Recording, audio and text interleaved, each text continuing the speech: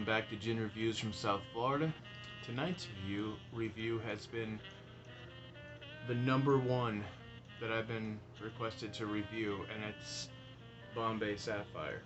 And I do have this decorative bottle here by Hebrew Brantley. So this was the gin that got me into, not into loving gin, but into drinking gin. Hebrew Brantley creates narrative-driven work revolving around his conceptualized iconic characters, majorly influenced by the South Side of Chicago Afro-Cobra movement in the 1960s and 70s. Brantley uses the license of mural and graffiti work at his frame to explore. For this bottle, he was inspired by the iconic Bombay Blue, the royal heritage of the jewel, and traditional Bombay Sapphire logo. I figure if I'm going to do a Bombay Sapphire review, I might as well get like the loudest, craziest bottle I can find. And yeah, the bottle in all its glory and art. I want to see if it still holds, a place in my heart. Bombay Sapphire is a standard 47. It comes from grain. It's a grain spirit. And the botanicals are almond, angelica, cassia, coriander, Cuban pepper, grains of paradise, juniper, of course, lemon, licorice, and orris root. Now that's a pretty standard lineup right there. Alright, well let's do our...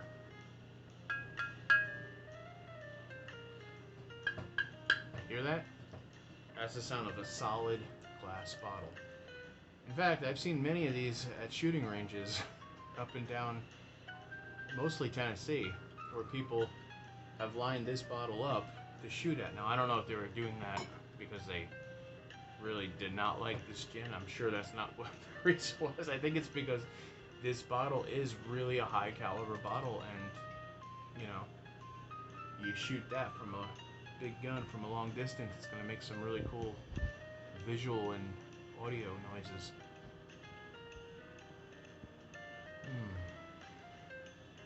Okay, well, I want to be completely honest. I smell juniper right away, which I do like. There is a very strong acidic, like citrus note that I can't really pinpoint, but it's not like pledge, so that's good. But it is lemon. I definitely taste or smell, lemon in that. And then the alcohol is there too. The alcohol, the ethanol in the background, it's there. There's also this sweetness to it. There's floral notes to it and sweetness. I mean, honestly, on the nose, it's not that bad. But let's make sure we do this right.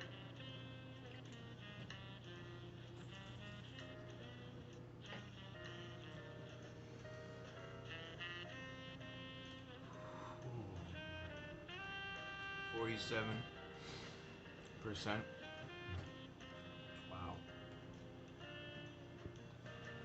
There's a bit of juniper on the edges. The burn is a localized burn. It's tight. It's a 47. You know what? Honestly, it's not a bad burn. It's actually a really good burn.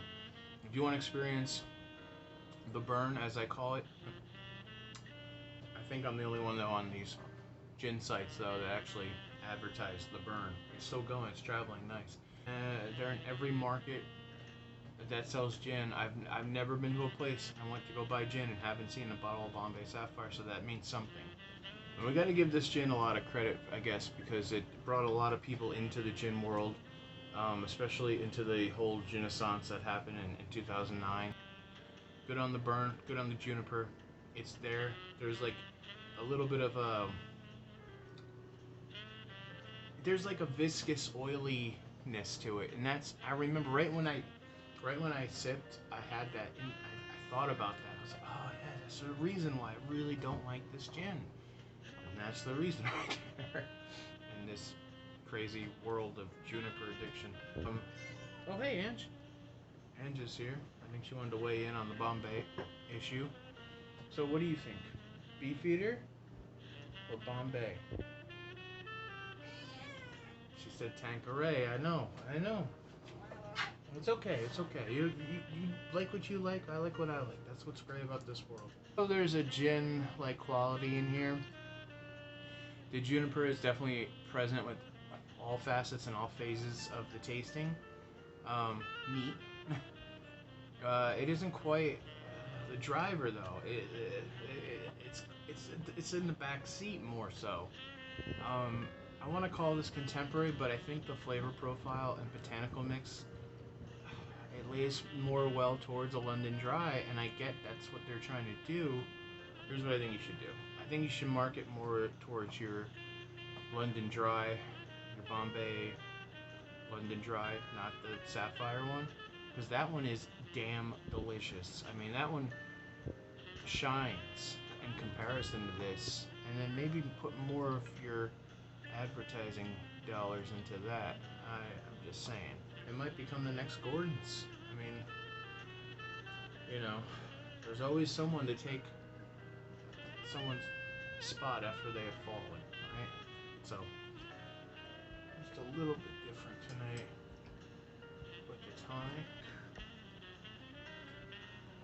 I'm just gonna put a shot of this Sapphire into a cocktail coupe or a martini glass, however you want to call it, and just a little bit of Fever Tree on top of it. I really don't want to waste a whole cocktail if I'm not gonna really enjoy it. But I do want to try this to, you know, do it justice.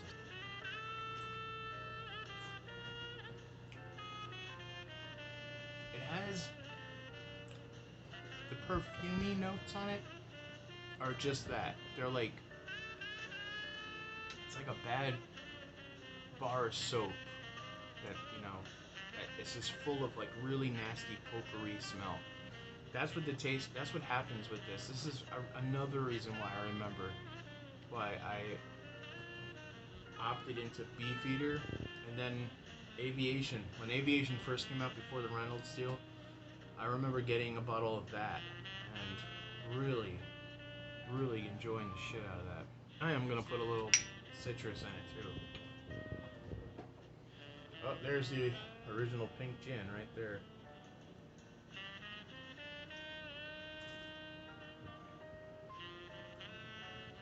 You know, it's amazing how Angostura is almost like the fixer bottle. It definitely needs it. Now, if you're out there and you're starting gin and this is your first time, you never know. You could be another one of me, right? You could have a gin and tonic or a blue drink. If you watch the first episode, you know what that's from. I say if you're new to this and you're watching these videos and you're trying to get a respect towards gin and to be a little bit more involved than the average Joe, pass on this one. And trust me, there'll be many times in the future where you will have an opportunity to try this gin. If not in a bar, then waiting for an airplane in Taiwan. I mean, you're gonna be able to try this gin. It doesn't have to be on the front end of anything.